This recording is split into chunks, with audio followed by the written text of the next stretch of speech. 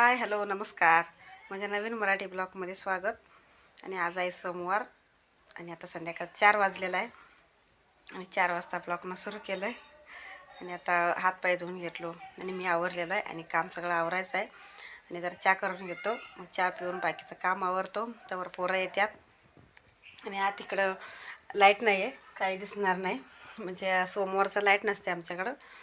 आणि आता सकाळी 10 वाजता गेले का संध्याकाळी 5लाच येतं आहे. चला मी काम आवरून घेतो आणि परत तुमच्याशी बोलतो. पूर्ण व्हिडिओ बघा. आणि इकडं वरचं काम सगळं आवरलेलं आहे. इकडं बघा भांडी त्यानं घासलेलं लक्ष्मी रॅकवर मांडा लागल्या, म्हणजे कपाटवर लावलेलं आहे सगळं. आणि आता स्वयंपाक करायचा आहे आणि स्वयंपाकमध्ये एक रेसिपी आहे आणि पूर्ण व्हिडिओ बघा. ती रेसिपी काय आहे म्हणून दाखवतो. चला स्वयंपाकाला सुरू करूया. आणि इकडं बाहेरचं वातावरण बघा, पाऊस येतं आहे का असं झालेलं आहे बघा. आभाळ भरलेलं आहे आणि थेंब थेंब पाऊस पण पडतोय. इकडं पडायला लागल्यात एक एक थेंब. पाऊस येतोय काय वाटतं असं वाटायला लागलं. आणि पाऊस पाहिजे तेव्हा पाऊस पडलेला नाही आणि आता पाऊस पडायला लागल्या. आणि तिकडं गावाकडं ज्वारी ते पिकलेलं ते सगळं वाळून गेलेलं पाऊस नसल्यामुळं. आणि हे सगळं उलटंच झालेलं आहे. आणि आता पाऊस येतोय वाटतं असं वातावरण झालेलं आहे. चला इकडे मी स्वयंपाकाला लागतो. इकडे मी मोहरीची भाजी बनवली आहे. इकडे बघा मिरच्या, शेंगदाणा, लसूण मस्त झणझणीत झालेला आहे. मोहरीची भाजी तयार झालेलं आहे. चुलीवर भात ठेवलं आहे. इकडं वांगी बघा, वांगी पण भाजलेलं आहे. वांग्याचं भरीत करणार आहे. आणि बघा वांगी भाजलेलं आहे चांगलं. हे पूर्ण सोलून घेतो. वांगी इकडं भाजलेलं आहे चांगलं. आणि आता ते वांगी सगळं ते साल काढून घेतो. व्यवस्थित काढून घ्यायचं आहे, म्हणजे अजून गार झालेलं नाही. आता गरम आहे म्हणून जर हळूहळू काढून घेतो. असं वांगी चुलीमध्ये भाजलेलं वांग्याचं भरीत मस्त भारी होतं आहे. आणि आता तेच आता हे काय रेसिपी तुम्हाला दाखवणार आहे. आणि ह्यात कमी साहित्य आहे काय, म्हणजे कांदा, लसूण, कोथिंबीर आणि मीठ तेवढंच टाकायचं आहे.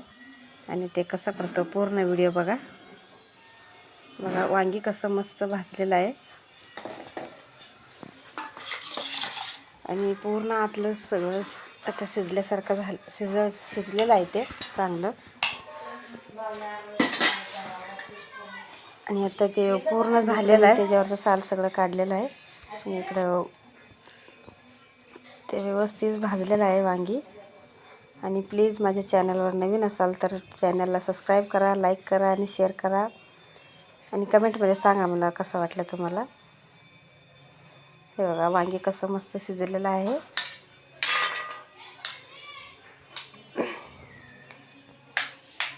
आणि वांग्याचं भरीत असं केलं की नाही पोरं पण खात्यात. आणि भाजायला लागल्या म्हणून चमच्यानं हे करायला लागलं. आणि वांगी इकडे मी सगळं सोलून घेतलेलं आहे बघा. चांगलं भाजलेलं आहे.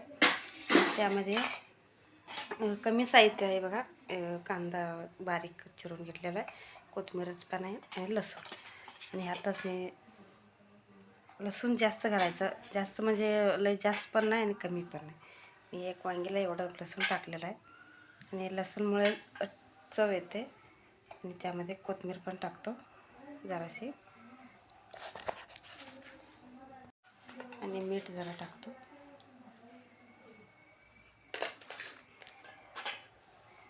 ह्यातच मी आता हे बारीक करून घेतो. इकडं बारीक करून घेतलेलं आहे मी. लसूण आणि कोथिंबीर यामध्ये चांगलं मिक्स झालेलं आहे. आणि आता मीठ जरा टाकतो. पहिलं टाकलेलं जरा कमी वाटतं आणि जरा टाकलो. आणि हे कांदा हे भाजून घालायचं नाही. मी हे बघा बारीक चिरून घेतलेलं आणि यामध्ये टाकतो. आणि आता हे मिक्स करून घ्यायचं.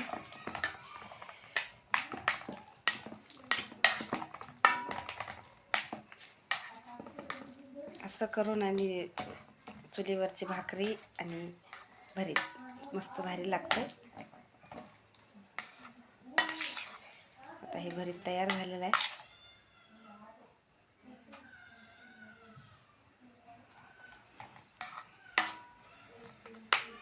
आता हे भरीत तयार झालेलं आहे आणि त्यावर आणि जरा कोथिंबीर टाकतो.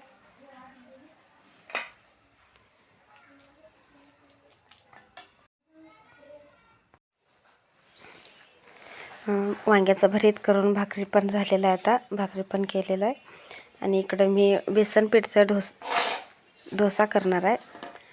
आणि इथं साहित्य आहे आणि जरासं एक वाटी मी बेसन पीठ घेतलेलं आहे आणि 2 चमचा गव्हाचं पीठ टाकलेलं आहे.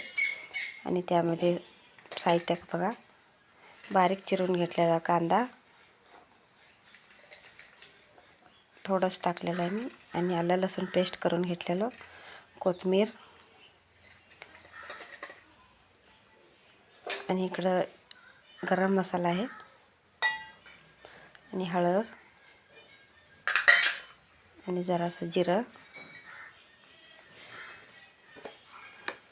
आणि जरासं चटणी आणि चटणीऐवजी हिरव्या मिरच्या पण टाकल्या तर चालतं आहे. आणि इकडे मी चटणी टाकलेलं आहे आपलं आणि मीठ. आता हे सगळं मिक्स करून घ्यायचं आणि इकडे पाणी टाकून सगळं मिक्स करून घेतो.